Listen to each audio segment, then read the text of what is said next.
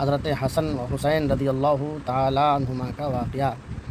حضرت حسن اور حسین رضی اللہ تعالیٰ عنہ نے دریائے فرات کے کنارے ایک بوڑھے دیہاتی کو دیکھا کہ اس نے بڑی جلدی وضو کیا اور اسی طرح جلدی نماز پڑھی، اور جلد بازی میں وضو اور نماز کے مسنون طریقوں میں اس سے کوتاہی ہو گئی۔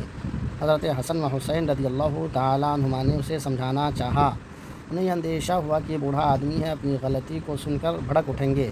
چنانچہ دونوں حضرات اس بوڑھے کے قریب آئے اور کہا، ہم دونوں جوان ہیں اور آپ تجربہ کار آدمی ہیں، آپ وضو اور نماز کا طریقہ ہم سے بہتر جانتے ہوں گے۔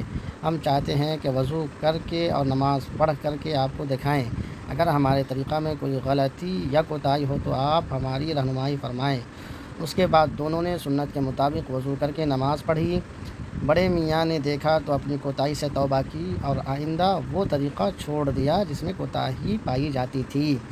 تبلیغ کا یہ انداز وہی ہے جسے قرآن نے ادعو الی سبیل ربک بالحکمۃ والموعظۃ الحسنہ سے تعبیر کیا ہے۔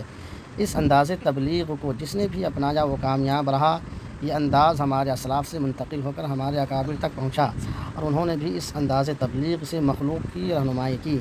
اس طرح کی ویڈیو دیکھنے کے لیے میرے اس چینل کو سبسکرائب کر لیجیے۔ اگر فیس بک پہ دیکھ رہے ہیں تو پیج فالو کر لیجیے۔ ویڈیو کو دوستوں میں شیئر بھی کر دیجیے۔ اللہ حافظ۔